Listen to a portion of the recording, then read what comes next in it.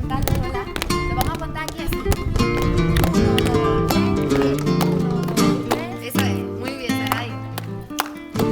Eso es. Bueno, pues ha sido un auténtico placer compartir el proyecto Aquelarre, que es un proyecto muy interesante que se realiza en el Teatro del Musical con niños de etnia gitana. El haberlo compartido aquí en la zona Santiago, además con un público muy entregado, con unos alumnos muy diversos, tanto de edades más maduras como más niños, más chiquititos. El golpe del pie. Pie, palma, muslo, atrás.